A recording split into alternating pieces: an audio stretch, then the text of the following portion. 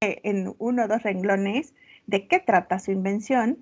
Si algunos han visto Shark Tank, se darán cuenta que pues es con pocas palabras y por supuesto entendibles, porque no todos los empresarios son capaces de entender a fondo las cuestiones científicas. Entonces tienes que saber de lo que hablas y sobre todo tienes que desmenuzarlo de tal manera que te des a entender, ¿eh? Entonces, de eso también les voy a tener una invitada.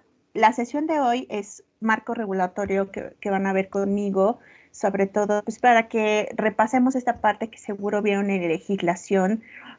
Una de sus compañeras que se tituló este semestre, cuando se tituló me invitó, fui parte de sus sinodales, a pesar de que se tituló por promedio, y algo que le preguntábamos que le hubiera gustado ver más a fondo, me sorprendió mucho porque precisamente dijo legislación, ¿no? Y creo yo que es importante que no lo, o sea, aunque lo tengan en cuarto semestre, vamos, es un tema que tienen que ir ustedes llevar de la mano durante toda la carrera, incluso saliendo, porque pues se va actualizando, no siempre son las mismas estrategias o los mismos marcos, o sea, se va actualizando la información, se va actualizando los reglamentos, la Ley General de Salud y sobre todo ahorita que estamos en una situación crucial donde de ello depende la aprobación de productos pues para nuestra sobrevivencia, ¿no? Entonces, en nuestra sesión es el día de hoy, es a cargo de su servidora. El miércoles vamos a tener una sesión llamada Startups de base tecnológica con el maestro en comercialización del conocimiento, Luis Villafaña. Él es subdirector de incubación de empresas y atención de emprendedores en el CEMIT. La próxima semana vamos a ver rápidamente abordar esta cuestión sobre qué es innovación y qué no es innovación. Y la doctora Miriam Ramírez nos acompañará para enseñarles de manera práctica cómo se tiene que elaborar un pitch, porque ella precisamente con un pitch ganó el primer lugar de proyecto de impacto científico en 2017 en unos proyectos que se denominaban nodos binacionales en CONACYT, donde varios llevamos nuestros proyectos que tenemos en las tesis y que pues queríamos ver qué tanto impacto pudieran tener en la sociedad. Entonces ella nos va a acompañar como para contarles su anécdota, como dado que ella pues también se dedica a la ciencia, cuáles fueron estos tips, porque tuvo un entrenamiento especial para presentar el pitch, y cuáles son estas consideraciones que hay que tener, ¿no? Entonces ella también nos va a acompañar. Nuestra última sesión del viernes 17 será precisamente que ustedes como equipos puedan presentar su pitch.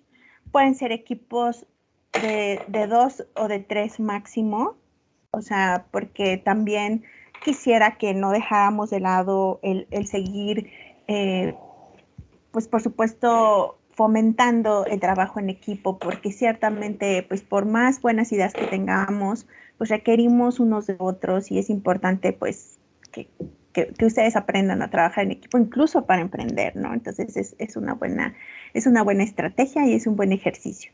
Entonces, todas las vamos a llevar por esta liga que les compartí de Teams y estos son los horarios que vamos a manejar. No sé, me comentaron la doctora Dea, que es quien está encargada del ciclo 2 específicamente en este periodo, me decía que por las mañanas tenemos estos espacios, dado que ustedes tienen clases por la tarde. Mi intención no es saturarlos, sino que tengan un taller que les interese, que les saque de dudas, que les abra el panorama, sobre todo que les abra la mente.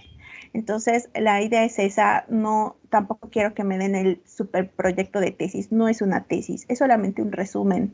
Ahí les puse, ¿no? Máximo 2 cartillas, pero sí revisen patentes. Si tienen problemas, les puedo mandar links sobre páginas. En México Siga INPI, a nivel internacional WIPO, hay varias bases de datos donde pueden revisar patentes. Entonces, por esa parte no se preocupen. si tienen alguna duda me pueden escribir, ya saben que les contesto. Entonces, no sé si tengamos algún problema con los horarios, chicos. Ninguno. No, ninguno. Doctora, yo y otra compañera tenemos clase de inglés de 1 a 2 todos los días. Ok. Y creo que el viernes está de 12 a 1:30. Ok, pues entonces, ¿qué te parece si a ustedes que ya me están avisando desde ahorita, Cintia? Ajá, sí.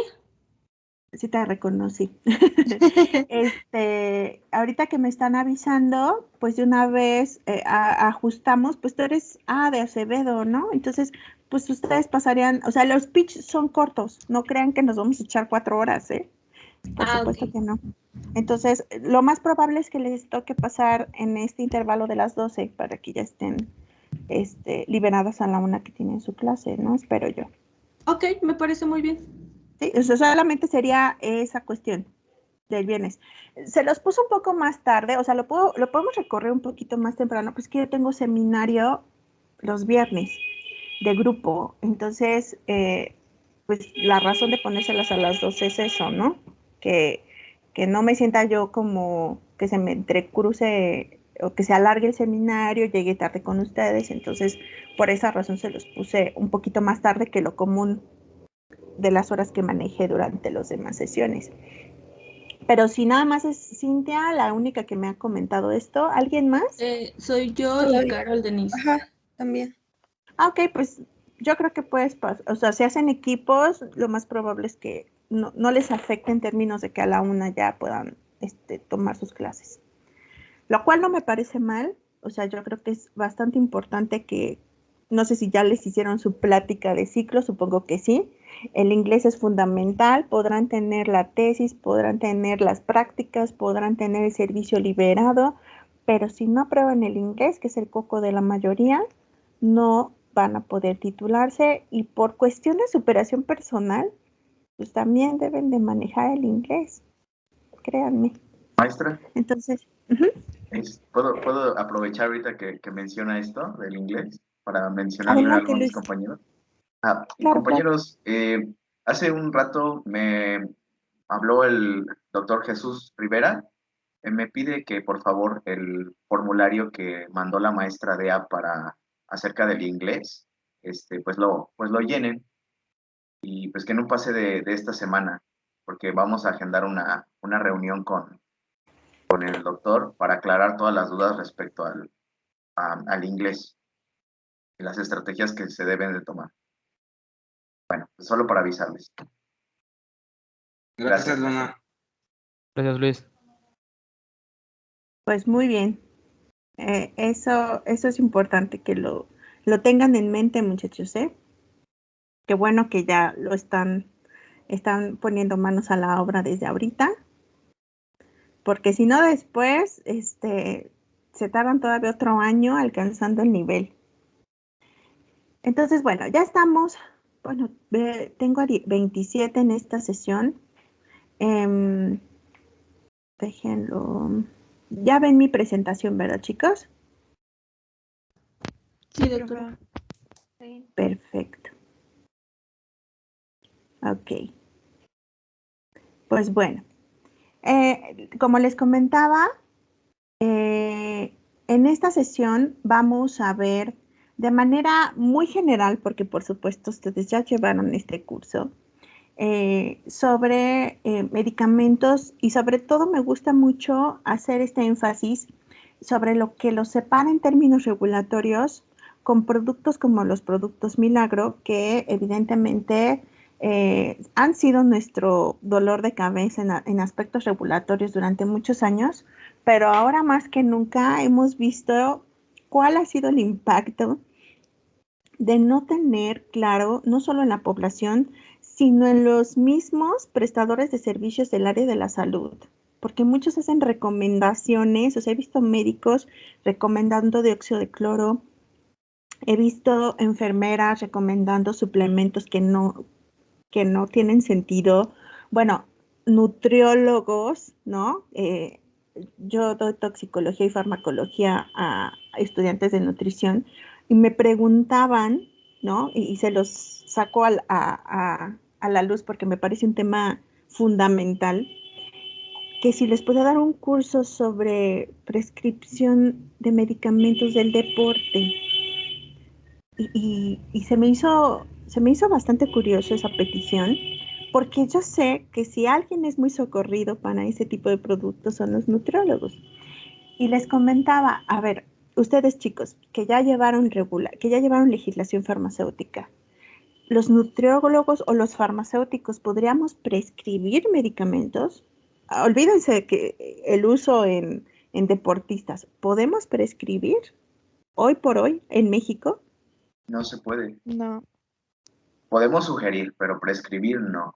Podemos entrar, ¿no?, en esta dinámica, sobre todo los farmacéuticos clínicos que están trabajando en hospital y que le ayudan al equipo de salud, a médicos y enfermeras, a establecer un tratamiento idóneo, ¿no? Cuando el paciente está teniendo una politerapia, está muy grave y requiere un ajuste porque está presentando efectos adversos o está presentando sinergias o está presentando antagonismos. Y entonces el farmacéutico que tiene más experiencia en medicamentos, junto con el equipo clínico que se supone que conoce al paciente, pues establecer una mejor aproximación para que la terapia no se vuelva en contra del paciente, ¿no?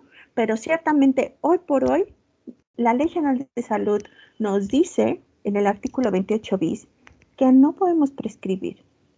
El que prescribe, desgraciadamente a veces hasta en casos extremos, en estas localidades rurales que están muy apartadas a veces pues de los servicios de las instituciones de salud, pues nos guste o no, porque también no quisiera decirles que esa es la respuesta, ¿no?, a todas nuestras problemáticas, pues son pasantes según el reglamento y enfermeros en ciertas situaciones y con el cuadro básico. Entonces, no nos podemos meter en algo que todavía no tenemos cabida. Y salió mucho este tema a relucir, se me hizo bastante interesante, pues porque platicábamos del caso de esta chica fisicoculturista que hace unos meses fallece, ¿no? Y parece ser que el novio coaching, nutriólogo, todólogo, le refirió cuando la chica entró en paro, en que estaba tomando clenbuterol y otras sustancias, ¿no?, que aumentan masa muscular, y que muchos nutriólogos hacen ese tipo de orientaciones en términos de que siempre van a tener pacientes que quieran bajar de peso y que quieren subir masa muscular. Y muchas veces no tienen tampoco claro, y eso es algo que trabajo también mucho con ellos, en que no tienes éticamente ni legalmente la autorización para tú prescribir, y mucho menos en nuestro caso que solo hacemos recomendaciones, pues no podemos recomendar algo que no sabemos cómo se hizo, bajo qué control de calidad, cuáles son los estudios toxicológicos de eficacia y seguridad que avalen que el producto pueda no ser un peligro para el paciente. Ya olvídense de que cumpla la función que el paciente quiere. Y también el gremio médico se ha metido en muchos problemas por la misma situación, ¿no? Porque de lo que no conoces no puedes recomendar. Y por eso es importante que hablemos de esto, porque incluso cuando queremos hacer emprendedurismo, ¿no?, tenemos todas estas ideas y no, un producto que, les voy a poner un ejemplo, ¿no?, ahorita que te refuerce el sistema inmune, porque y muchos de los antivacunas en eso se respaldan, ¿no? Solamente necesitamos tener un refuerzo en el sistema inmune, no necesitamos vacunas, no necesitamos nada que nos altere nuestro DNA, según ellos. Y entonces es donde entra esta parte de regulación. ¿Qué son estos productos que tanto han tomado importancia y cuáles las repercusiones que pueden llegar a tener, dado que muchos no sabemos ni quién los fabricó, ni bajo qué control de calidad, ni siquiera sabemos en dónde está la empresa que se supone que está haciendo este tipo de productos? Entonces, eso es importante y lo vamos a ver de manera pues muy general, si el tiempo nos lo permite. Entonces, bueno, Siempre se acuerdan ustedes que el contexto histórico es algo que nos permite situarnos en nuestra realidad, ¿no? En cómo llegamos a todo esto. Entonces, me gusta siempre empezar con esta cuestión, ¿no? De la parte histórica. Ustedes recordarán que pues cuando iniciamos con la introducción, ¿no? De fármacos, de tratamientos, de medicamentos que a lo mejor en un inicio no se llamaban medicamentos, simple y sencillamente eran terapias que ayudaban a contrarrestar algo. Y entonces es ahí donde entra todas nuestras pequeñas, ¿cómo se dice? Contribuciones en términos de que la farmacología es parte fundamental, ¿no? De la historia de la terapia y por supuesto ha habido farmacéuticos desde tiempos ancestrales, pero si se dan cuenta, pues todo esto surgió de la observación, ¿no? El hombre se dio cuenta que animalitos interaccionaban con algunas especies vegetales, que qué tipo de especies, incluso animales, no tenían esta interacción, dado que consideraron que era, pues, o sea, ya después de prueba y error, se daban cuenta de que podíamos tener efectos, pues, importantes que no precisamente fueran los esperados. Por ejemplo, este descubrimiento de las antinas, ¿no? Como la cafeína, que tanto se conoce en la historia que habían ahí un grupo de cabras, que los pastores se dan cuenta que, ¿por qué mordían esas hojitas y esos frutos y luego empezaban a brincar como locas, ¿no? O de las especies que contenían efedrina, que también alteraban el sistema nervioso en los animales. Y entonces el hombre, a partir de la observación, pues se dio cuenta de que pues tenían muchísimas propiedades, ¿no? Por supuesto, incluso los hongos, ¿no?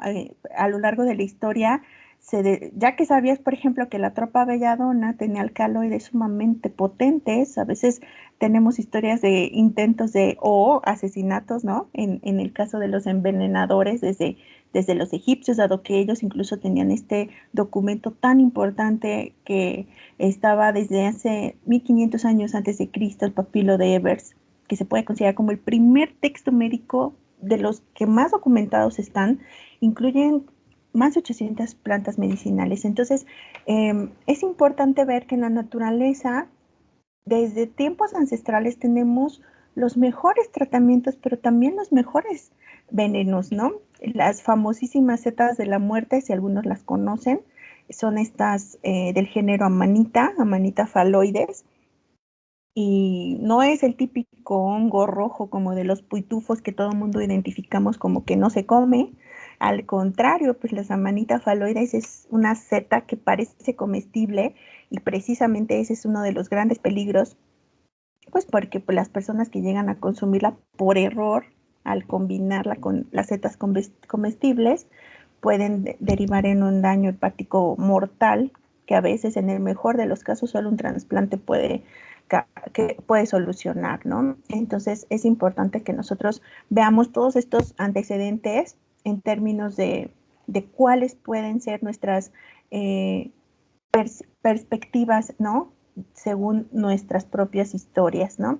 Entonces, algo que también es bien importante, nunca en ningún texto que hable de farmacología y se distinga por tomar los puntos más importantes, puede dejar fuera a Paul Ehrlich, porque precisamente Paul Ehrlich fue fundamental, ¿no? El padre de la quimioterapia, y aparte de demostrar este mecanismo, ¿no? de la bala mágica, también el Salvarsan, por ejemplo, fue como su compuesto gold, ¿no? Su hit, precisamente a pesar de que tenía arsénico en la estructura, como pueden observar ustedes, pues era un hit porque la sífilis era esta enfermedad que finalmente no tenía un tratamiento en esta época, y muchos años, aparte de tener esta cuestión de ser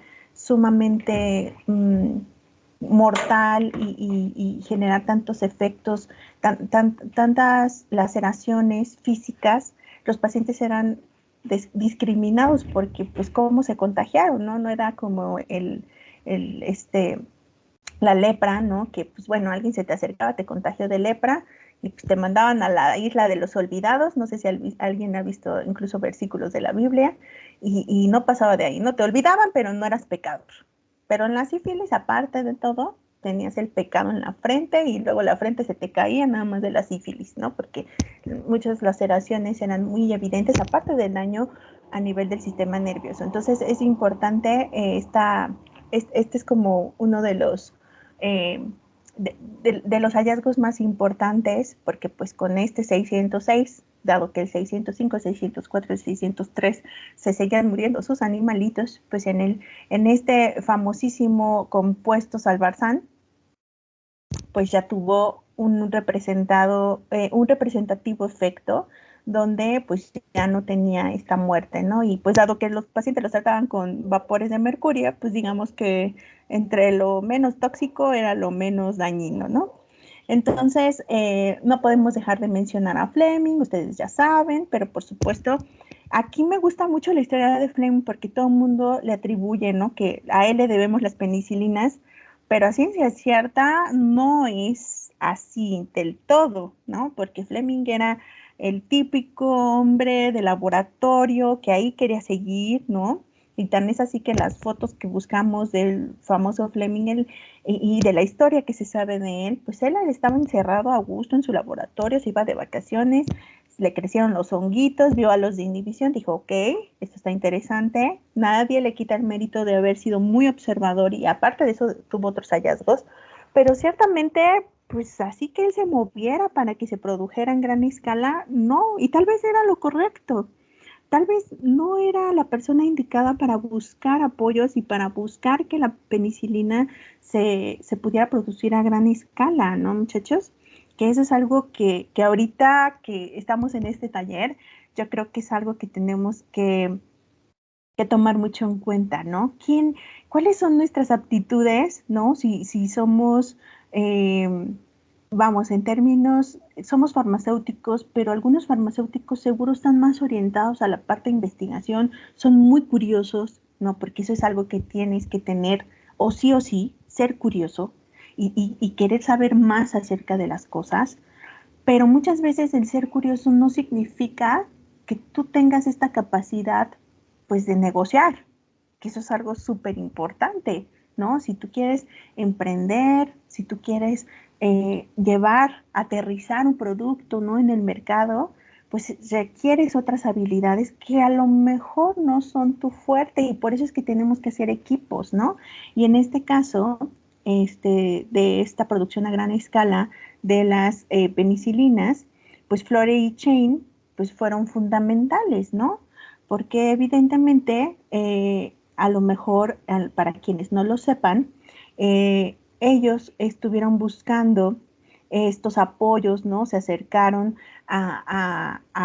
sobre todo a empresas de diferentes países para pues poder establecer una dinámica que les permitiera escalar en grandes cantidades este producto tan importante que hoy representa las penicilinas, los primeros antimicrobianos, al igual que las sulfonamidas, ¿no? Entonces, por eso es que ellos comparten el premio Nobel con el buen Fleming, precisamente pues porque se dedicaron a escalar y a purificar esta penicilina y tener en una producción a gran escala, que eso es lo que permitió, ¿no? Por ejemplo, primero se acercaron con British Pharmaceuticals, pero no fue suficiente. Entonces después se fueron a Estados Unidos y como Estados Unidos estaba en plena guerra, pues la guerra fue la que nos permitió tener hoy en día estos primeros antimicrobianos, ¿no? Pues no fue otra razón, fue la guerra. Tristemente, pues porque vean, aquí los primeros estudios farmacocinéticos que ellos hicieron, que evidentemente no fueron suficientes, el primer paciente murió, pero se dieron cuenta que a las 48, 24 horas ya tenía mejoras, pero no les alcanzó y aparte de todo vieron que el metabolito obtenido por la orina de la penicilina seguía teniendo efecto, ¿no? Y se acuerdan los que vimos biofarmacia que hay metabolitos que siguen siendo activos, ¿no? Que se excretan de manera inalterada en varias vías, la más importante, la urinaria, y entonces eso les permitió retomar de la misma orina una fracción de penicilina para volvérsela a dar al paciente, pero evidentemente el paciente ya tenía una septicemia generalizada que pues evidentemente no le permitió sobrevivir, pero pues ni modo, pues ese fue el primer estudio piloto, ya de ahí ellos se dieron cuenta de todas estas cuestiones, ¿no? Entonces, ¿se acuerdan que siempre les platico de esta cadena que se requiere en las etapas de la investigación y el desarrollo de un nuevo medicamento? Que ustedes como farmacéuticos estoy segura que se la saben de memoria. A ver, ¿quién me la dice?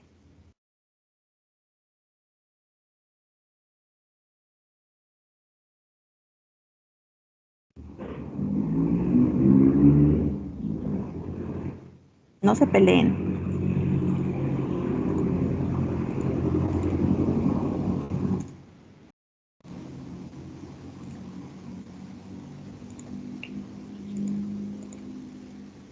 ¿Eloy?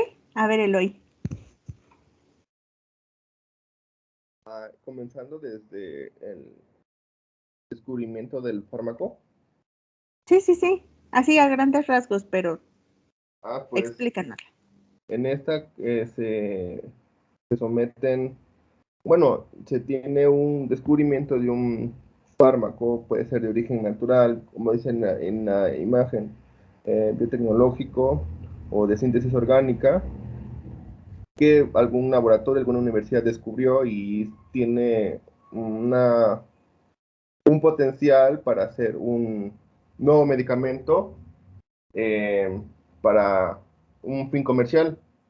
Después que ya se tienen los estudios, se hace los estudios del descubrimiento del fármaco, se hace el desarrollo, los estudios preclínicos en silicio, en computadoras, in vitro, en laboratorios donde hay un ambiente óptimo para el desarrollo de estos fármacos, in vivo, donde se prueba en células y pues se desarrollan modelos.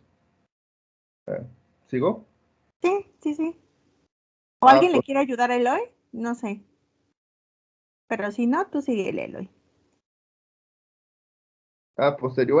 posteriormente se hacen que se pasaron los estudios preclínicos, se hacen los estudios de estabilidad, donde en estos, bueno, se tiene que documentar toda la parte legislativa para comprobar ante alguna institución de salud o, bueno, alguna secretaría, como en México la Secretaría de Salud o COFEPRIS, de que se está teniendo estabilidad en el producto.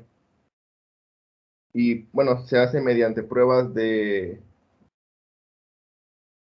instrumentales para comprobar esta formulación, sí. Ok. Posteriormente se hacen los estudios clínicos y pues ya es. Aquí me detendría yo. Ok. Bueno, si se dan cuenta, pues más o menos nos lo explicó Eloy en términos de que, pues por supuesto, siempre se requiere el drug discovery, ¿no? O sea, ¿por qué no tenemos productos para COVID precisamente nuevos y mucho menos desde el año pasado que empezaron a implementarse sobre todo antiprotozoarios, antipalúdicos, ¿no? Antibacterianos, ¿no? Algunos antivirales, pero que eran para otros virus, pues porque el drug discovery lleva su tiempo, ya sea desde origen biotecnológico, de origen natural, que después tengas que escalar, porque tampoco es que puedas tener grandes cantidades de una sola planta, ¿no? Tampoco puedes devastar toda una especie para obtener el placlitaxel, por ejemplo, a partir del taxol. No es sustentable, no es posible y no es escalable. Entonces, el drug discovery también conlleva muchas de estas situaciones. O sea, Fleming, ¿cuánto podía purificar de penicilina, ¿no? De lo que se producía con esta contaminación en el Penicillium notatum? Pues al principio era nada, pero tenían que encontrar las estrategias de escalar estas cantidades de moléculas. Por supuesto, antes de ello ya sabían que estas moléculas tenían ciertas propiedades. ¿Y cómo se dieron cuenta de esas propiedades? Pues ni modo. En estudios in vitro, en estudios en animales, y después tuvieron que, como el caso que vimos, ¿no? Tuvieron que tener sus pacientitos, que por supuesto eran pacientes muy graves, ciertamente no era un paciente sano, que no todos los estudios clínicos se inician en pacientes sanos, pero en este caso, pues ellos tuvieron que tomar la pauta, ¿no? Y muchos de los grandes descubrimientos fueron así. Entonces, eso es importante para que nosotros no lo perdemos de vista, ¿no? Como en términos, ¿cómo se describe una invención o un descubrimiento? Pues evidentemente a veces puede ser serendipia, pero muchas otras veces se tienen estrategias como de estos screenings en grandes escalas, donde la Big Pharma es lo que hace, ¿no? Muchas moléculas van pasando por varios filtros de tal forma que puedan ir avanzando. ¿Se acuerdan de esta famosísima cuello de botella, ¿no? Que evidentemente empezamos con muchas moléculas, ¿no? Que se puedan sintetizar, escalar, producir o si son biotecnológicas, en bioreactores, y a partir de ellas hacer las pruebas preclínicas de tal manera que de tantas moléculas, solo las que realmente se vea eficacia, seguridad, toxicidad nula, ¿no? Se determinan varios parámetros, la dosis efectiva 50, la dosis letal 50, etcétera. Entonces pueden pasar a las fases clínicas. Las fases clínicas en términos de medir qué tan tolerable es el paciente al tratamiento, qué tan tóxico puede ser el tratamiento, sobre todo en las primeras fases, ustedes recordarán, ¿no? En las primeras fases nosotros tenemos que ver en pequeña cantidad de pacientes qué tanto está funcionando el tratamiento sin poner en riesgo la vida del paciente, ¿no? Y entonces aquí nos echamos una buena parte, no solo del tiempo, sino del presupuesto. Y de ahí que en nuestro contexto actual, pues todo el mundo se preguntaba, pero ¿por qué tenemos vacunas emergentes? Pues porque no teníamos más de 2 años, ¿no? Pero evidentemente, pues el riesgo-beneficio todo orilló a que tuvieran que ser aprobadas de esa forma.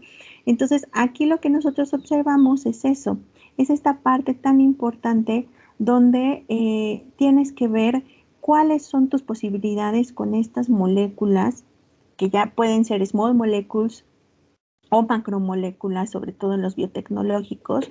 Entonces, ahí es bien importante dar con estas estrategias que nos permitan entender cuáles son las posibilidades de tener un nuevo medicamento. Y si se dan cuenta, pues en las fases preclínicas nos vamos quedando hasta las contamos con los dedos de la mano, ¿no? Con una muy pequeña cantidad de las que iniciamos, y ciertamente eso responde ¿a qué? A que en las etapas clínicas nosotros tenemos que no solamente garantizar la seguridad del paciente, después en la fase 2 ver qué tan eficaz es el tratamiento y establecer los rangos de dosis, porque muchas veces el tratamiento es eficaz, pero también puede ser muy tóxico si tú estás aumentando las concentraciones de maneras exageradas, y por supuesto eso solamente no vas a saber hasta que hagas estudios en humanos, aunque los estudios en animales te pueden dar una orientación sobre cómo se puede dar el proceso de toxicidad o el proceso de eficacia, pues requieres hacer estudios en humanos. Y por supuesto los estudios tienen que ser controlados, tienes que tener un grupo placebo, tienes que tener ciegos, ¿no? Para que no se sesgue tu estudio. Y evidentemente, pues aquí requerimos más dinero, más tiempo para poder pasar a la fase 3, que ya son los estudios multicéntricos. Y si se dan cuenta ahorita, muchos de nuestros productos que se están desarrollando para COVID, incluyendo vacunas y medicamentos, están terminando esta fase 3 precisamente porque estamos en todo el mundo probándolas Y por eso es que nos piden, ¿no? Los ENSABIs nos piden tanto que reportemos qué reacciones adversas estamos teniendo, quienes han tenido más de una dosis, cuáles son los efectos que han, que han sentido, cuáles son el nivel de inmunidad que se está generando, etcétera, ¿no? Entonces, si se dan cuenta, pues esto no termina aquí, porque ahora en la farmacovigilancia es donde nosotros tenemos que ver qué tan seguro sigue siendo el tratamiento. Y hay varios productos, ustedes se lo saben seguramente muy bien, el Rofecoxib, por ejemplo, por parte de Merck, en la farmacovigilancia fue donde empezó a exhibir esta toxicidad tan grande que pueden tener los inhibidores selectivos de COX-2, en términos de que muchos de sus pacientes empezaron a tener, por supuesto, accidentes cerebrovasculares, infartos cardíacos, y pues Merck empezaron a llover demandas y dijo, ok, lo quito, ¿no? Pero pues por ahí en el mercado sigue ahí su análogo, el Celecoxib, y muchos otros productos que también hay que tenerlos en la mira. En nuestro país fue el Nimesulide hace algunos años, aunque hay, en algunos otros países ya está prohibido, dado que tenemos una buena cantidad de antiinflamatorios no esteroideos. No hay necesidad de arriesgarnos a una hepatotoxicidad fulminante que puede llegar a tener en algunos pacientes el Nimesulide, ¿no? Y eso, pues en nuestro país, pues no les pareció lo suficientemente importante, solamente hacen una sugerencia, una fuerte sugerencia al equipo de salud, sobre todo médicos que prescriben, que pues lo tomen como última opción, y de manera pediátrica pues ya no es una opción terapéutica. Entonces tenemos varios ejemplitos que precisamente y van a seguir saliendo en la fase de comercialización, ¿no? Porque tenemos que seguir registrando eventos adversos, interacciones que son tan importantes. ¿Se acuerdan? En biofarmacia las interacciones son fundamentales, y no solamente son interacciones con otros fármacos, hay interacciones con alimentos, hay interacciones con remedios o suplementos que muchas veces pueden tener especies que ni siquiera están bien identificadas y que están incluidas en ese brebaje, ¿no? ¿Se acuerdan de esta noticia famosa que salió hace algunos meses sobre el suplemento de Bárbara de Regil? Pues a mí me gustó que saliera a la luz eso, no porque yo la odie ni mucho menos, pero porque realmente en este país no se pone atención a los suplementos y todo el mundo empezó a opinar, pero realmente la COFEPRIS tiene lineamientos para controlar la calidad de los suplementos alimenticios en términos de establecer un aviso de funcionamiento, pero muchas empresas se saltan toda esa parte, incluso lo venden con esta función terapéutica que está prohibida, y ahorita lo vamos a repasar porque eso ya lo saben ustedes, ¿verdad? Aquí en este cuadro les pongo cómo se ha venido dando el desarrollo de los agentes terapéuticos a partir del 2000 hasta el 2017. Evidentemente se podrán dar cuenta que pues ha fluctuado, ¿no? En 2008, por ejemplo, bajó de 63, bajó a 34 en términos de fármacos aprobados. Esto es a nivel general. Ahorita vamos a ver en México. Ustedes se podrán dar cuenta que hay, por ejemplo, nuevos fármacos, sobre todo de naturaleza de anticuerpo monoclonal. De eso, fíjense, o sea, de tener prácticamente un 1% en el 2000, un 2%, perdón, pasamos al 14% ya en 2017, ahorita 2021 seguro estamos también por encima. Entonces, esto es importante para que nosotros veamos hacia dónde va la tendencia de las nuevas terapias actuales, ¿no? Y bueno, aquí siempre me gusta hablarles de la definición, que ustedes ya se la saben, está en el artículo 221 de la Ley General de Salud, que por supuesto habla sobre el efecto terapéutico, el efecto rehabilitatorio que pueden tener un medicamento, pero sobre todo que aparte de caracterizarlo por su propiedad farmacológica, física, química y biológica, hay algo que también se debe considerar medicamento, y son estos que estén asociados a vitaminas, aminoácidos o ácidos grasos, que están en concentraciones superiores a nuestros alimentos naturales. Como en nuestro país todavía no está bien regulada la parte de nutracéutico, aunque conocemos el término, no está en la Ley General de Salud. Entonces, aún hoy en día se tiene que considerar que los que están en cantidades superiores a los alimentos se tiene que encontrar dentro del medicamento. ¿Y por qué razón? Porque si tiene un efecto terapéutico, también hay que cuidar su efecto toxicológico, porque no siempre están separados, ¿no? En ese sentido. Entonces, alimentos, productos, perdón, que puedan tener grandes cantidades de hierro, ¿no? O sea, ni siquiera las terapias para las anemias, todas incluyen hierro. Algunas solamente con complejo B, ácido fólico es suficiente. El hierro no lo requiere siempre. Y el grandísimo riesgo es que puede haber una sobreacumulación en órganos que puede ser letal. Entonces, esa es una idea. De las vitaminas podríamos hablar cantidades muy específicas de cada una, pero son un poquito menos riesgosas. Sin embargo, según nuestra regulación, si tienes cantidades o concentraciones superiores a las que se encuentran en los alimentos, sí debemos considerarlo medicamento y lo van a encontrar como medicamento vitamínico. Entonces, ojo con eso, porque hay mucha propaganda sobre productos que se venden como suplementos y muchas veces superan las concentraciones, ¿no?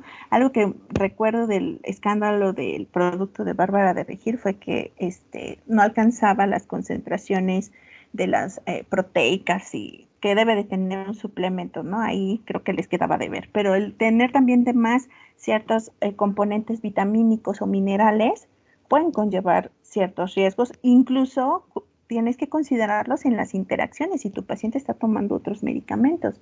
Entonces, eso es importante y lo podemos observar que eso se agregó, no estaba hace años, no estaba en la Ley General de Salud y por eso se los pongo así como en verdecito para que no lo olviden, ¿no?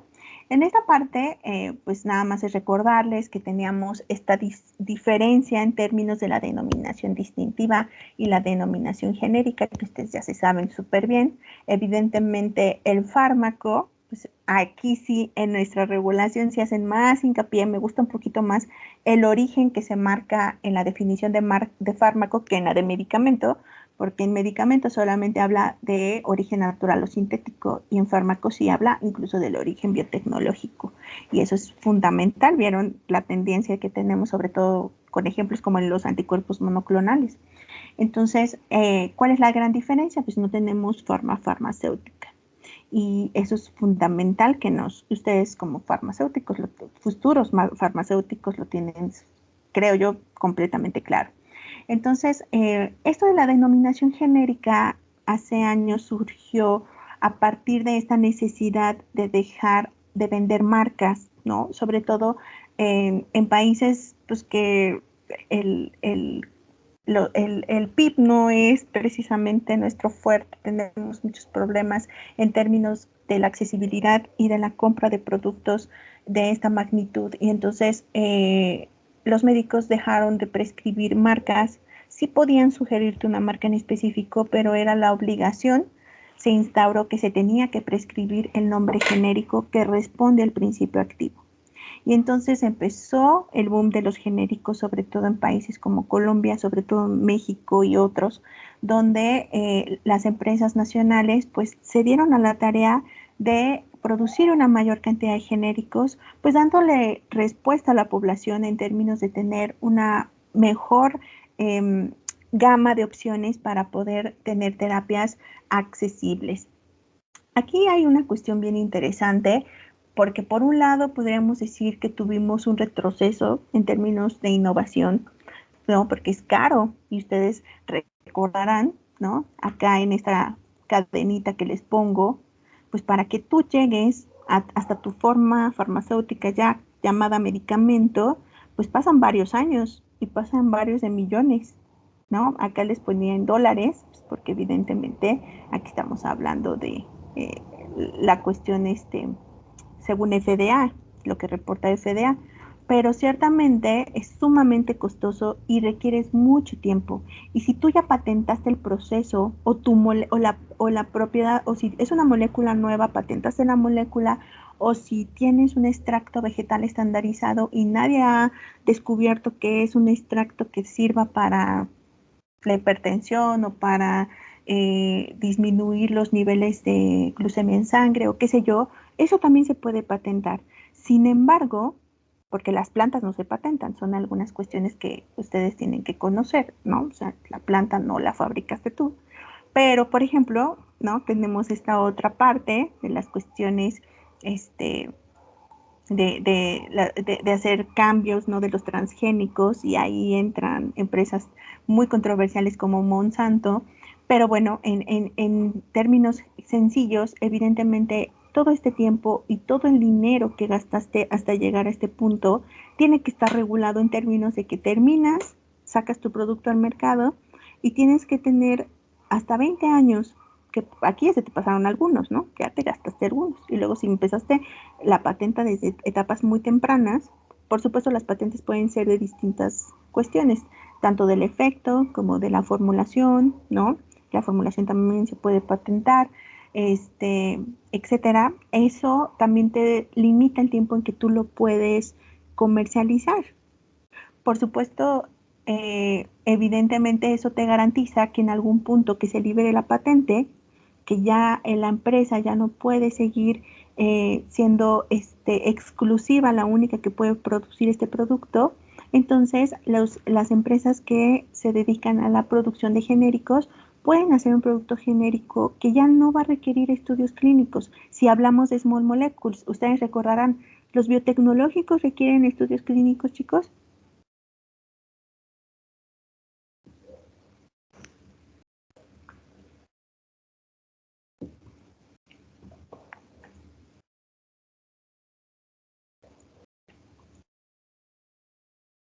Pues yo, A yo ver, pienso que sí, ¿no?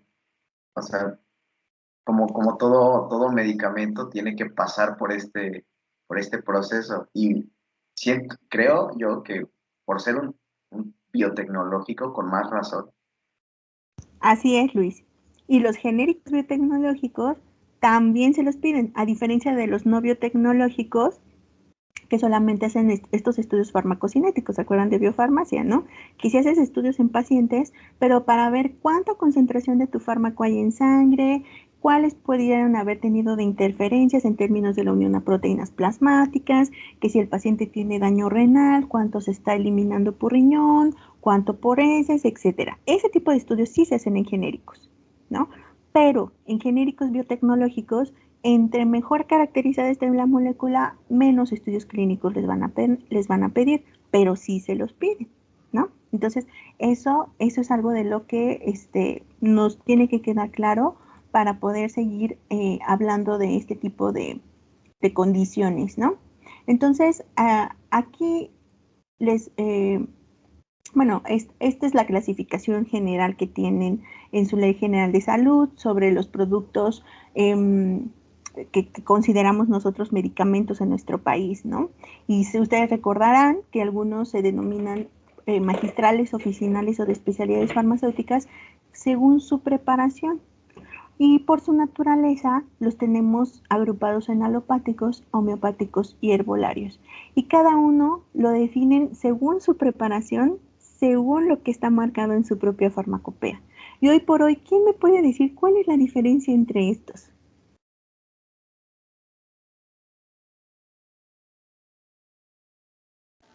¿Entre cuáles, doctora? Entre los herbolarios, alopáticos y homeopáticos.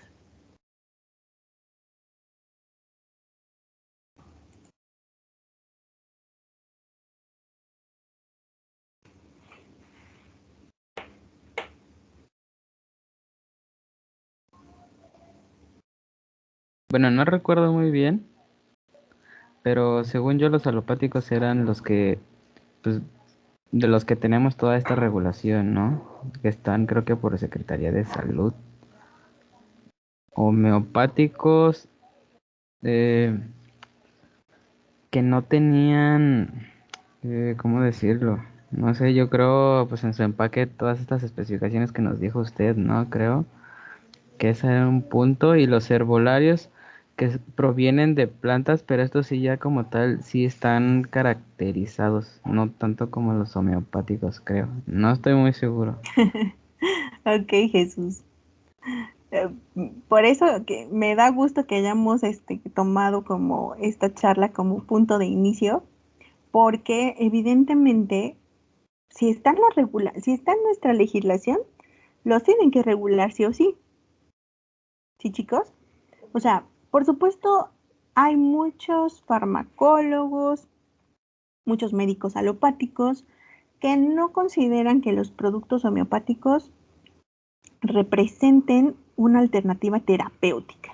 Eso es, por supuesto, una tendencia, ¿no?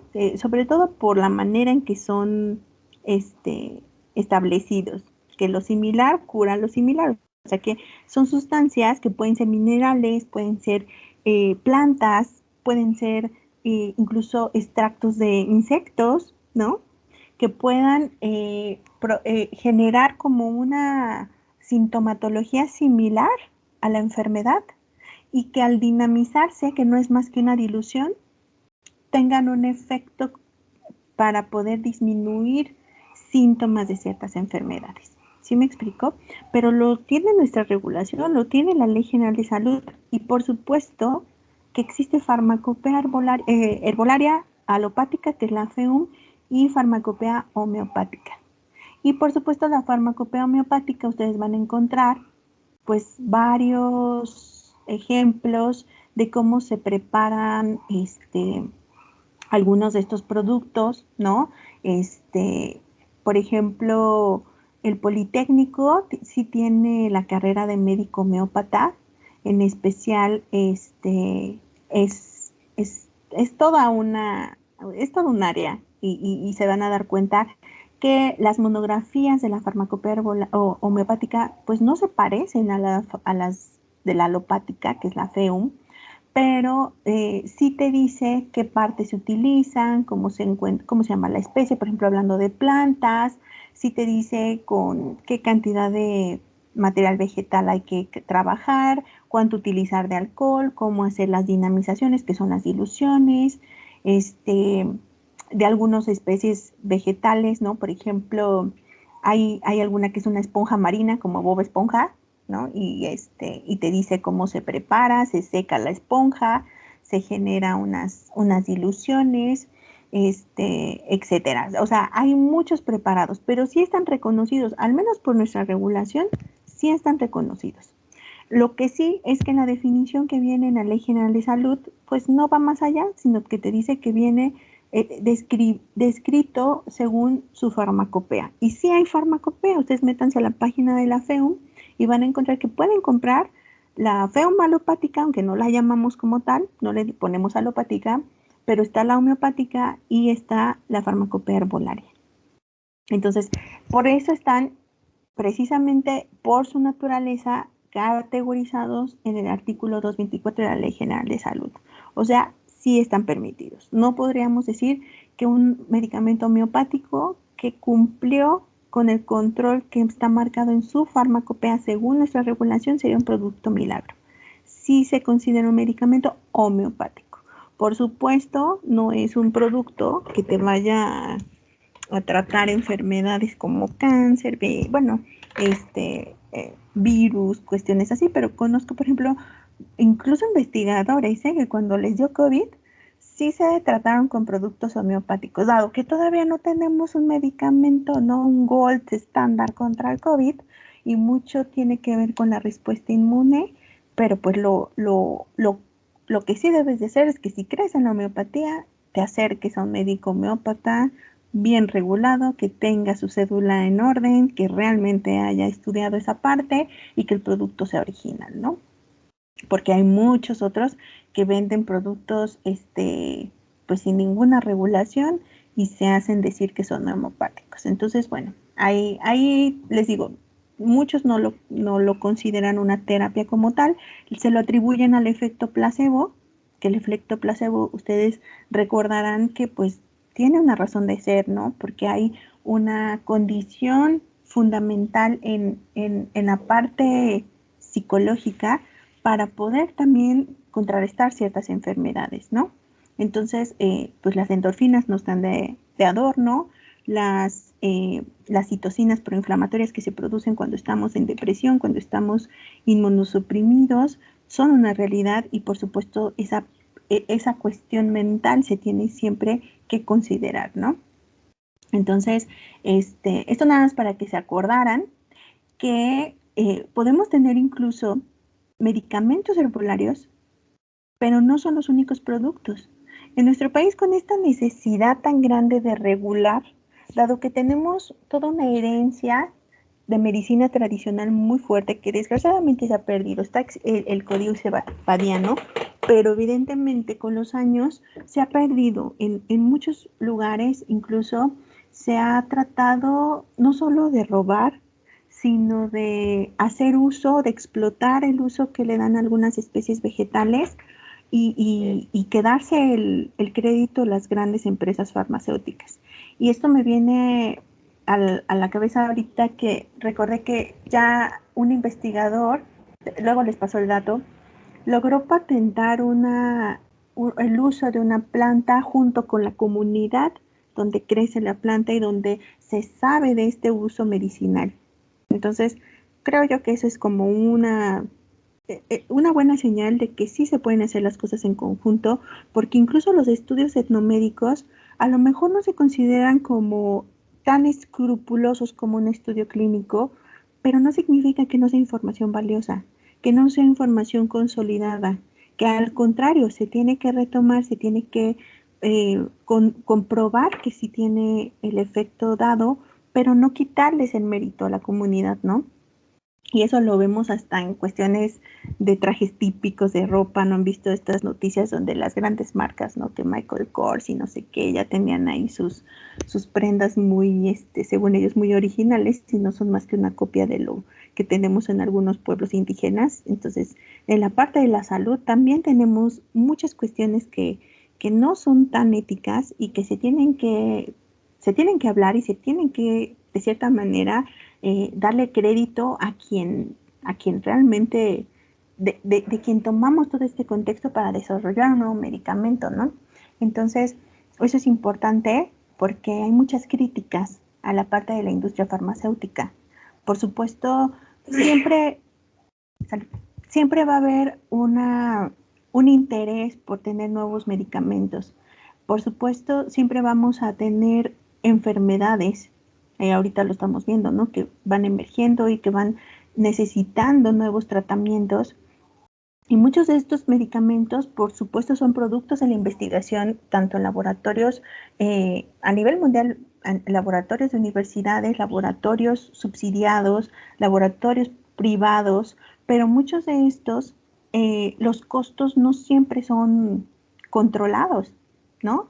Esa es algo que también tenemos que considerar. Por ejemplo, en Estados Unidos, muchos de los medicamentos cuestan muchísimo más ahí, incluso aunque los desarrollen en ese país. Y por eso se habla mucho de que los consumidores estadounidenses subsidian los costos de medicamentos para el resto del mundo. Y muchos lo mencionan, que ellos pagan por el costo de un medicamento el doble, el triple o más del triple para que algunos otros países puedan tener acceso al medicamento.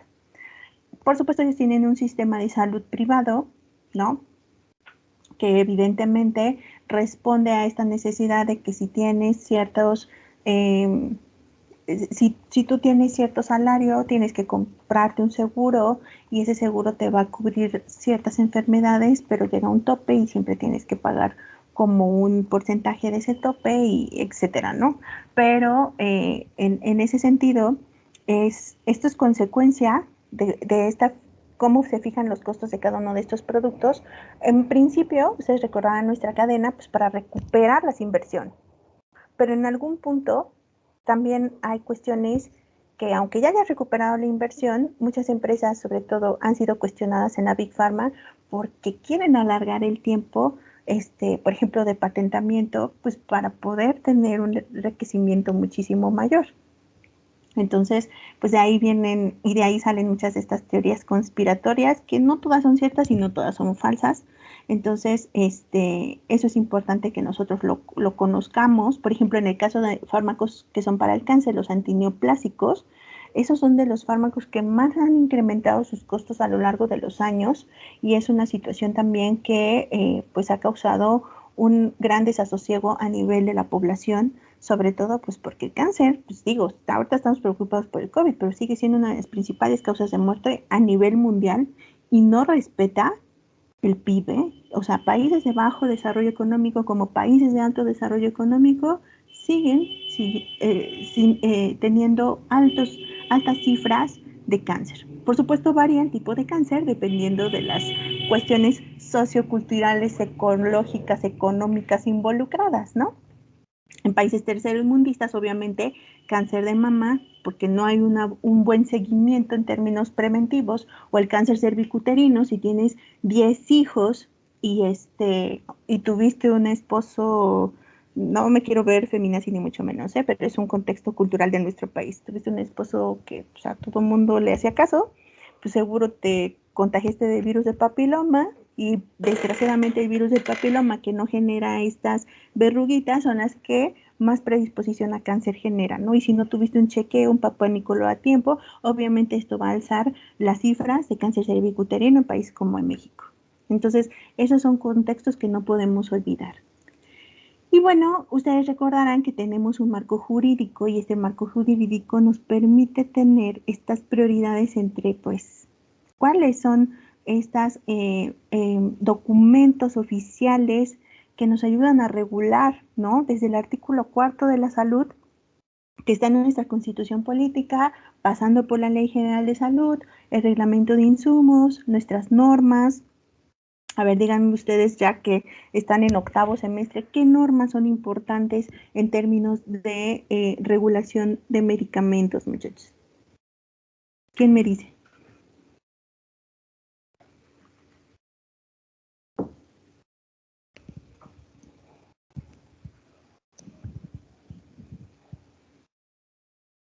Una importante podría ser la 072, la de etiquetado. Esa es una, por supuesto. ¿Cuál otra, Isel? La 059. Uh-huh. Creo que había otra también para 073. APIs. 073 de estabilidad, dice Adriana. Uh-huh. Hay una ¿Cuál de otra? APIs, creo que es la 144, la de APIs. No me acuerdo muy bien. La de fármacos es la 164. Entonces no me acordaba. Buenas prácticas, pero sobre todo para la industria farmoquímica que se dedica a la producción de APIs, ¿no? O de principios activos. Entonces, es como su 059 para medicamentos, pero existe la de que es la 164. Uh-huh. Para genéricos, ¿Podría ser la 177? no puede ser, es la 177, exactamente. Y ahí es donde vemos todos estos requisitos para establecer las pruebas de bioequivalencia y biodisponibilidad, ¿se acuerdan? Pero también, o sea, en materia de medicamentos, tenemos que considerar que tenemos medicamentos también herbolarios, ¿no? Y ahorita vamos a ver estas diferencias. Por eso es que aquí les pongo algunas de las que mencionaron, como ven, dijeron sus compañeritas, tenemos la 059, buena práctica de medicamentos, 073 de estabilidades, ¿no? Es fundamental. La 177 para pruebas de bioequivalencia, la 249 también para mezclas estériles y cómo se hace su preparación, sobre todo a nivel hospitalario.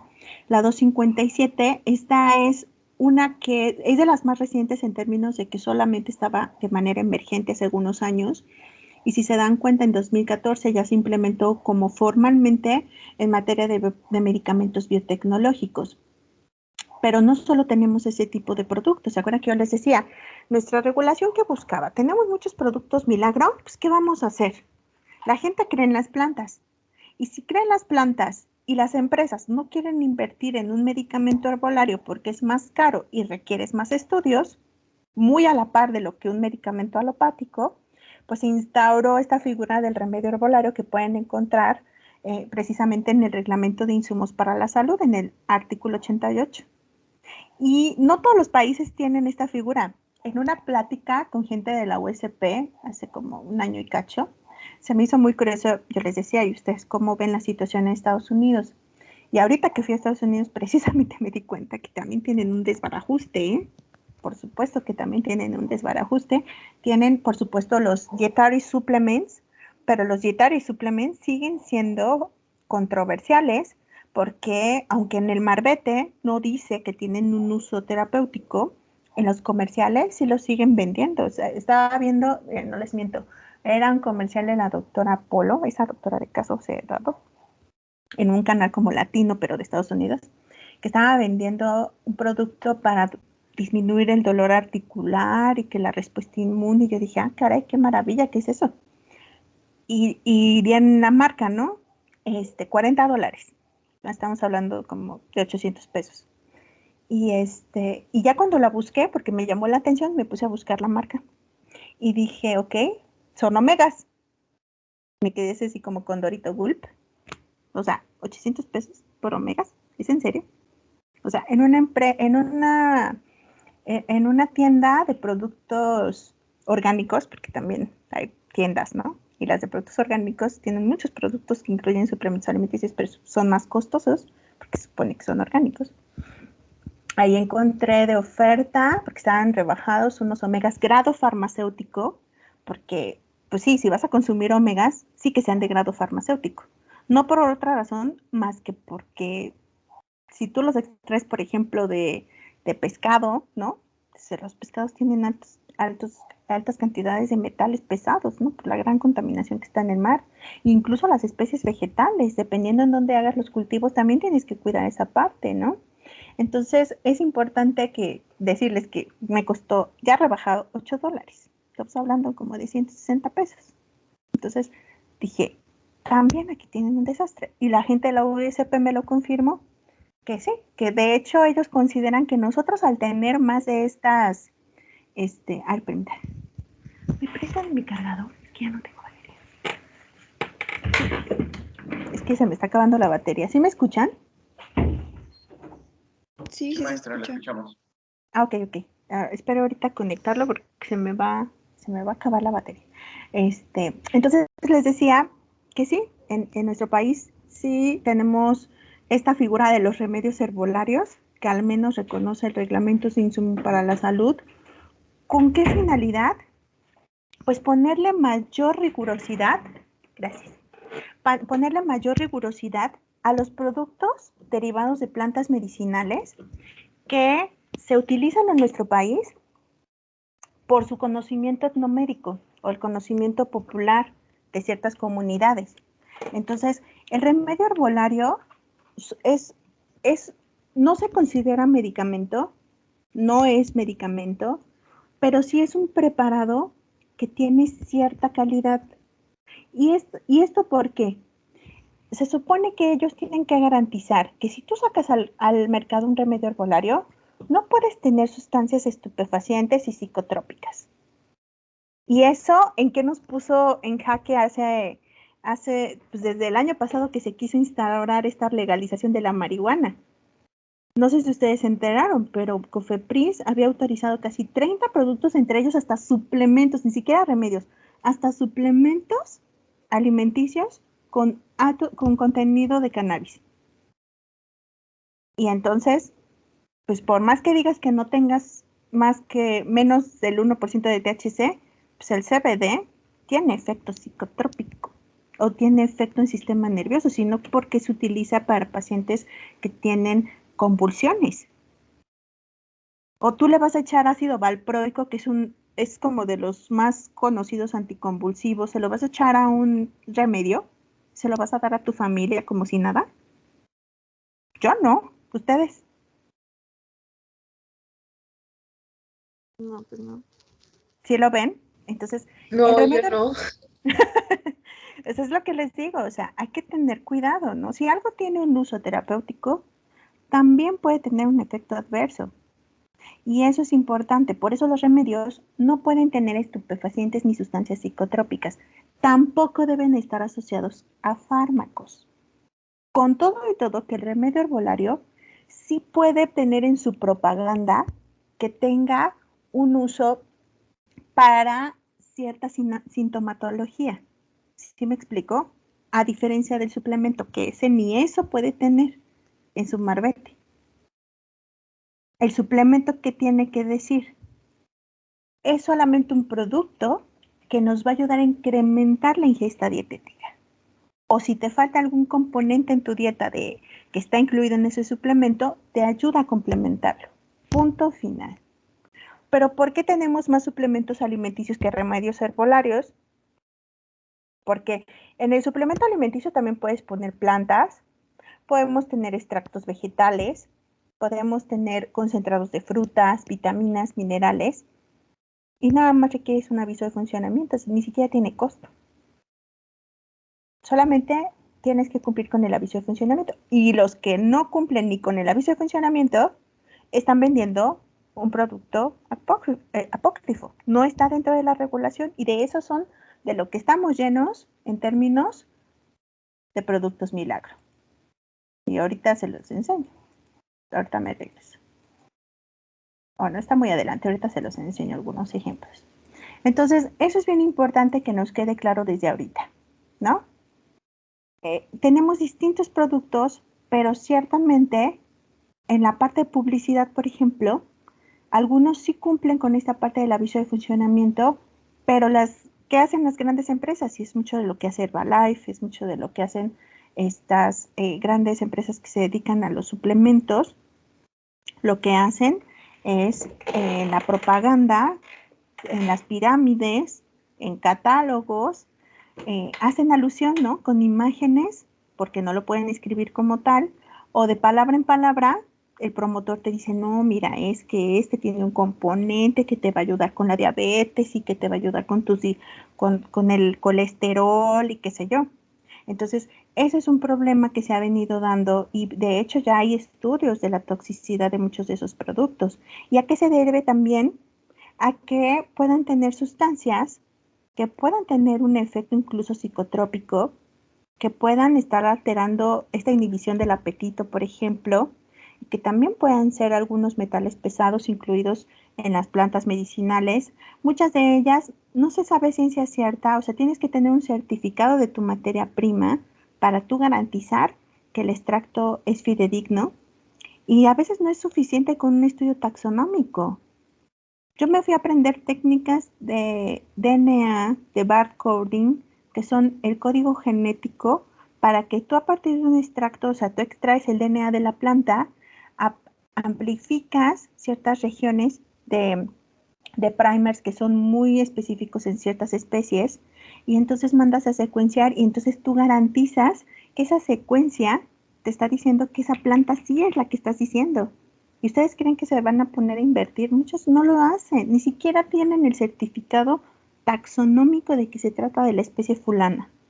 Y hay especies que se parecen, y hay especies que pueden tener un contenido, por ejemplo, de alcaloides más importantes que otras. ¿Y se acuerdan quiénes son alcaloides? Morfina, atropina, cocaína. ¿Sí lo ven? Entonces, tenemos un problema.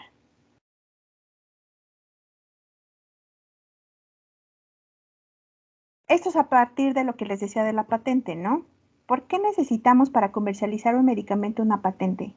Pues porque es un derecho que nos permite tener cierta garantía de que vamos a tener el permiso de explotar comercialmente nuestro producto. Y aquí les pongo el tipo de patentes más comunes: principios activos, formulaciones o los procedimientos, o el que tú tengas una aplicación terapéutica, hablando de medicamentos.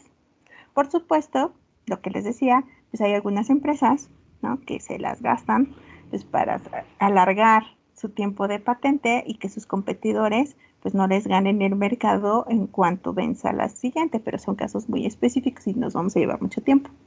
¿Quién en nuestro país, quién se dedica a otorgarte estas patentes? Que no es la única manera de tú proteger una invención. Acuérdense que también existe el secreto industrial, que si Coca-Cola hubiera patentado, desde hace mucho ya tuviéramos muchas genéricas de Coca-Cola, ¿verdad? Y no quisieron. Tampoco el algoritmo de Google fue patentado, lo tienen como secreto industrial y solo 2, 3 monos en el mundo lo tienen, y esos 2, 3 monos no pueden viajar juntos ni pueden estar en peligro de muerte, ¿no? Entonces, esa es otra manera de proteger que es como más como de agentes, ¿no? Entonces, en COFEPRIS tenían este tipo de modalidades para probarte un nuevo medicamento, molécula nueva, genérico, las vacunas, y si se dan cuenta, hasta medicamentos huérfanos, que son estos que no todos tienen interés en producir porque aquejan a menos del 1% de la población. Entonces, comercialmente no les interesa, pero muchos países tienen reglamentado que tiene que haber un presupuesto para medicamentos huérfanos. Porque si eres ese desafortunado 1 en 1.000.000, pues imagínate, ¿no? Se debe de tener toda una estrategia pues para tener también este tipo de productos para enfermedades raras. Y entonces, ¿se acuerdan que ustedes en legislación veían esto de la elaboración del dossier? ¿Por qué se tiene que hacer un dossier? Porque es lo que te pide tu agencia regulatoria, pues para que demuestres con documentos que tu producto tiene calidad, que tu producto tiene estabilidad, tiene eficacia y es seguro. Entonces, en materia de medicamentos, sí o sí requieres un registro sanitario. En el caso de los medicamentos de fabricación nacional, en esto anda hoy. El costo actual es 151,525 pesos. ¿Pero qué creen? Que tú lo pagas, te lo otorguen o no. Entonces, si vas a meter tu solicitud, asegúrate de que tengas todo. Y que es todo, ya lo habíamos visto, estabilidad, eficacia, toda la información que está sobre la prescripción, la documentación que te otorgue el permiso como titular de la patente, que tienes licencia del producto, y esto es ante el INPI que vimos hace ratito, los envases secundarios, primarios según las NOMS, que tú garantices que se trate de un producto que se hizo bajo buenas prácticas de fabricación, tanto de fármaco como de medicamento. Te van a pedir monografía de materia prima, validación, certificado de análisis, métodos de control, materiales de envase, la descripción, ¿no? ¿Esto para qué? Para que tú garantices identidad y pureza de los componentes. Aquí les pongo un ejemplo de los medicamentos que se fueron aprobados en 2021, ¿no? En nuestro país. Entonces, aquí, pues vean, ¿no? Tenemos varios medicamentos bastante interesantes, ¿no? En ese sentido, podemos ver Siegfried Rein, esta es una empresa alemana, ¿no? Que este es un derivado parecido al omeprazol, el esomeprazol. Tenemos empresas mexicanas como hispanoamericana, que tienen su versión de Orlistat, que por seguro, si se dan cuenta, seguro son genéricos, porque esto es en general, ¿no? Registro de medicamentos alopáticos. PISA tuvo nuevos antihipertensivos, o sea, formulaciones de telmisartán, hidroclorotiazida, por ejemplo. Maver, copridrogel, y tiene lógica. Ahorita que estamos con lo del COVID, todo el mundo está buscando anticoagulantes, y está asociado a ácido acetilsalicílico. Entonces, esto les va al Pharma, también tiene sus productos, etcétera. Entonces, véanlo en el COFEPRIS, están por año, y es una lista muy larga, pero esta responde a la lista de medicamentos alopáticos, y que tienen más interés, ahí lo pueden checar, cuáles son las tendencias. En cuanto a medicamentos herbolarios, nada más rápidamente les comento, pues si tienes que comprobar información técnica y científica, que tú de cierta manera demuestres que tienes ciertos componentes que son los responsables del efecto que le estás atribuyendo. Porque el medicamento herbolario sí se tiene el permiso, dado que es medicamento, de atribuirle uso terapéutico. Pero para que te atribuyas ese uso terapéutico, tienes que garantizar que tu extracto tiene ciertos componentes que vienen a farmacopea, y si no viene en nuestra farmacopea, porque ese es también un problema, que no se ha trabajado mucho en la farmacopea de nuestro país, sobre todo en nuestros productos. Generalmente hay monografías de especies que son fuera del país, sobre todo porque es lo que se vende en el país, ¿no? pero en cierta forma el registro de medicamento herbolario no es tan costoso como de un alopático, pero es más, es más los requisitos que te piden que para el remedio herbolario, por ejemplo. Déjenme ver aquí adelante, acá está el remedio herbolario, vean. Para el remedio herbolario sí te piden descripción del proceso, certificado del producto, o sea, en términos de pruebas organolépticas, microbiológicas, que no tenga sustancias tóxicas. Por eso les digo, de un suplemento, si lo quieres para aminorar síntomas, no sé, de gripe, qué sé yo, pues yo me voy por remedio herbolario. Digo, no es que te quieras curar el COVID, ni mucho menos, pero pues para un catarrito, que tienes algunos síntomas, el remedio herbolario al menos te garantiza qué cantidades, porque te pide fórmula cual y cuantitativa de los componentes. Yo les decía a mis alumnos, alguna vez tuve la oportunidad de ir a una empresa donde me enseñaron su proceso para hacer un suplemento alimenticio a base de nopal, y pues sí, les vendieron nopal, pero ellos pues lo querían para suplemento y querían como tener como el plus, ¿no? De ver qué componentes tenían el extracto que compraron. Y pues sí, era nopal, pues se dieron cuenta que eran las espinas de nopal. Entonces, pues, no de nada, o sea, para comerme espinas, mejor me como el nopal, no en mi casa.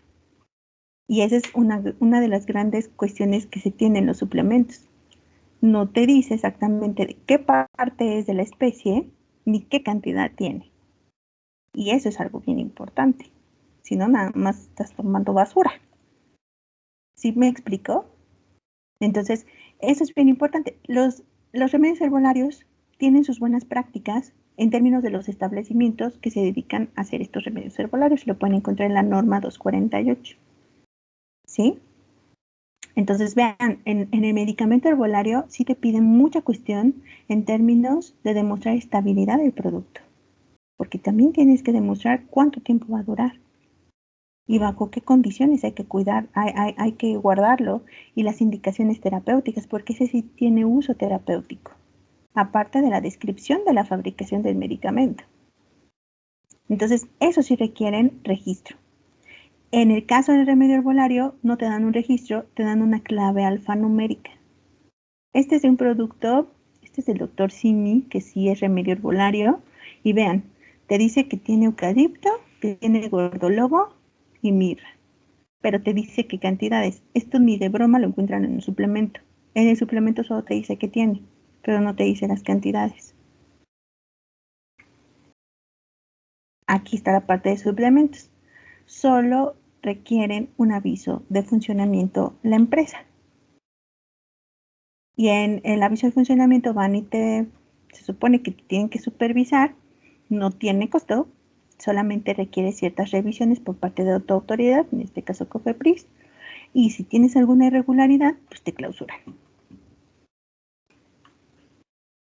Por eso es que pues, es el producto que más se quiere comercializar, no por otra razón. Ahora, no es medicamento y tiene que tener esta leyenda que seguro muchos lo han visto. Y revisen el apéndice del Reglamento de Control Sanitario de Productos y Servicios, algo que es bien importante. Si ustedes rebasan estas cantidades de contenido máximo, tanto de vitaminas como de minerales, ya no pueden venderse como suplementos. Si rebasan estas cantidades, el producto se convierte en medicamento vitamínico. Eso es bien importante.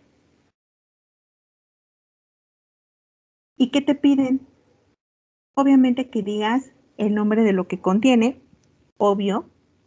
Si tiene alguna denominación genérica o específica, si está en jarabe, porque sí tienen formulación, quieran o no.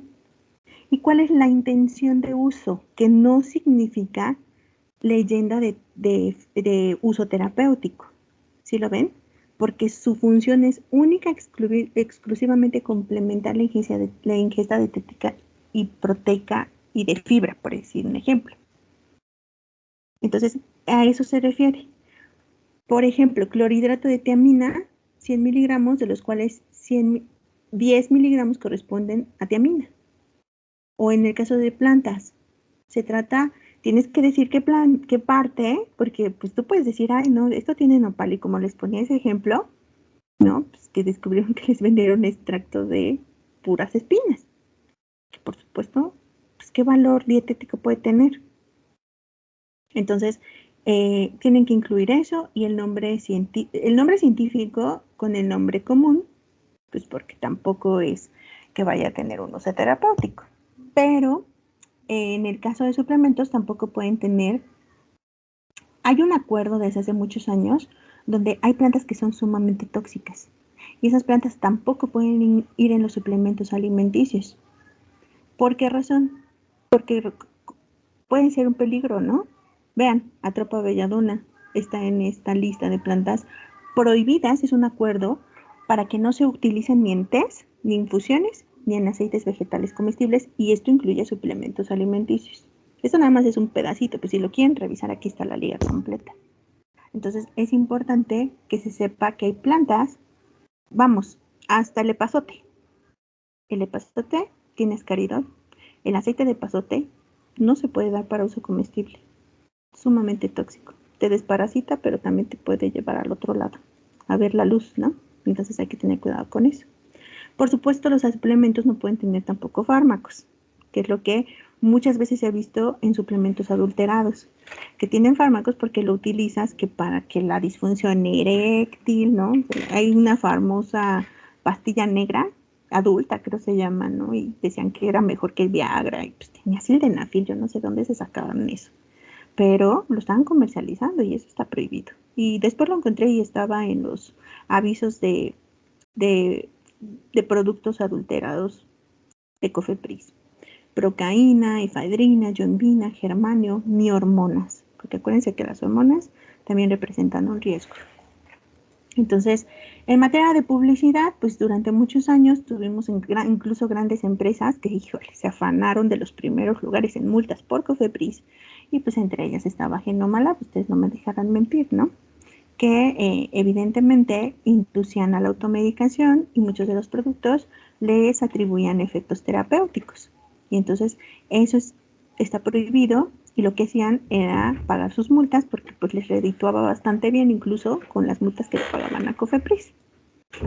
Entonces, a partir de, sobre todo del año 2000 que empezó con esta cuestión de las redes sociales, ustedes no me dejarán mentir que en Amazon, en Mercado Libre, se venden un sinfín de productos, ¿no? Para bajar y para subir masa muscular. Ese es como el hot sale, ¿no? Y ciertamente esto también lo tienen que regular nuestras agencias regulatorias, porque se atribuyen, uno, actividades terapéuticas, y otra, también se atribuye que lo recomiendan ciertos profesionales de la salud que muchas veces ni siquiera son profesionales de la salud.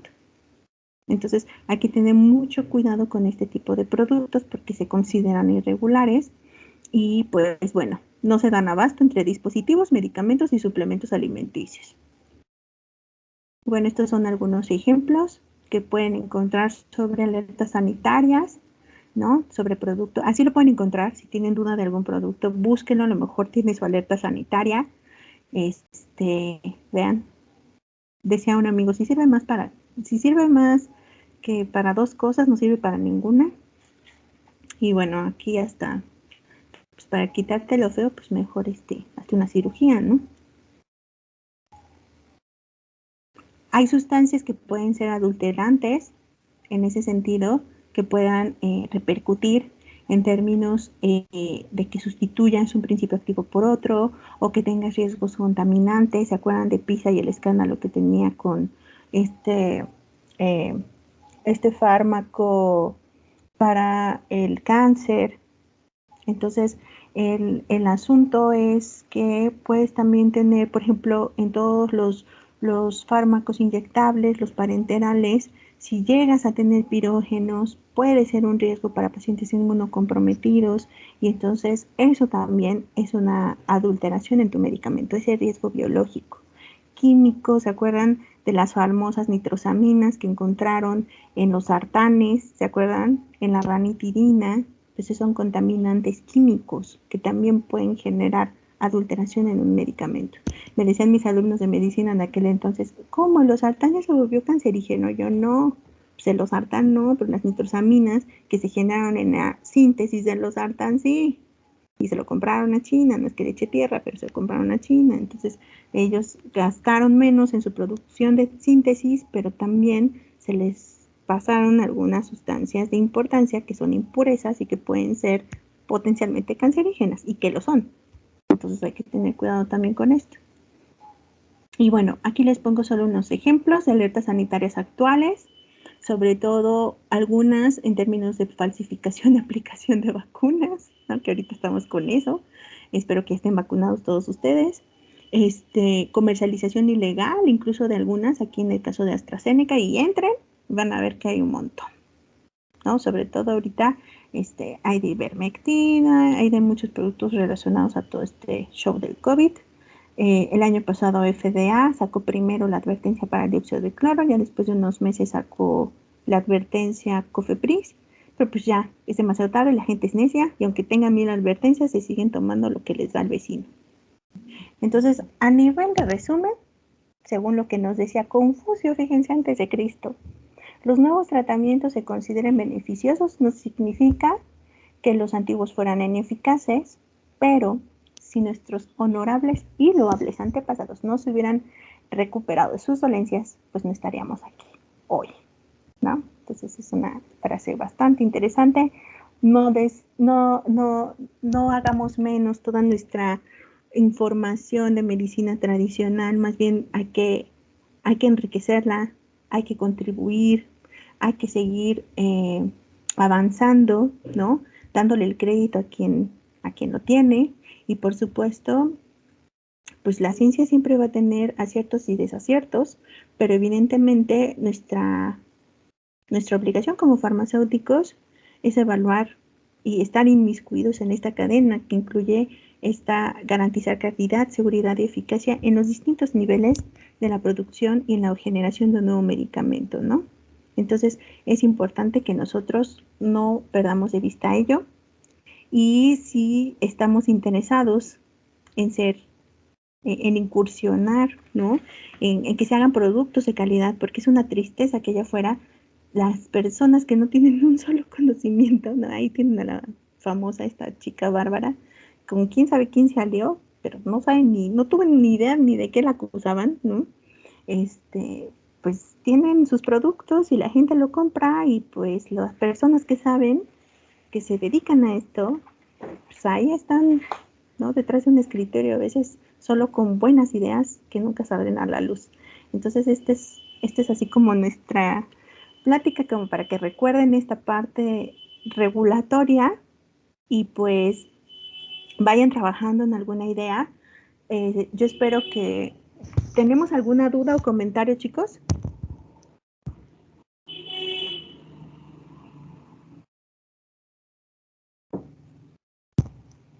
No, ahorita no, doctora.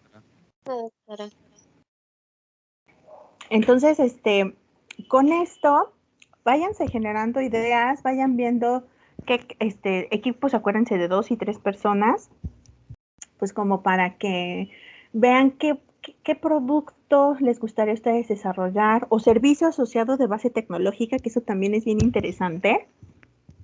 Entonces, vean qué posibilidades, y el miércoles que tengamos a nuestro invitado del CEMIT, pues ahí sí quiero, muchachos, que desfojen todas sus dudas, ¿no? Para que aprovechen la información que les pueda dar, porque hay convocatorias incluso para estudiantes. Entonces, espero que el miércoles pues podamos abordar esta parte sobre los tipos de startups de base tecnológica. ¿Sale?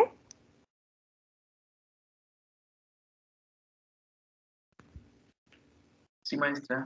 Está Sí, bien. doctor. Sí, profe, ¿Sí? gracias. Sí, doctor. Les pido por favor que me escriban en el chat. ¿Sí pueden escribir en el chat ahorita? ¿Quiénes participaron para que los anote? Y de todas formas la lista, pues sí la puedo descargar de Teams de todos los que estuvieron. Pero los que participaron, quiero que me los anoten porque sí los voy a tomar en cuenta. Porfis.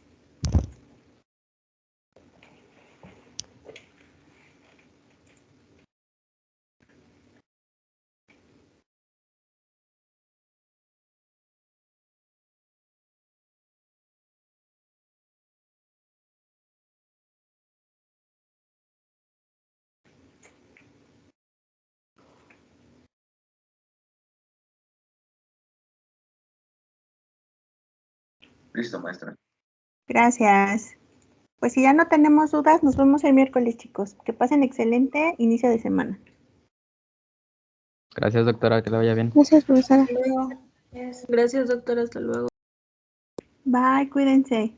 Hasta el miércoles, profe. Nos vemos. Hasta luego. Hasta luego. Bye, doctora. Bye.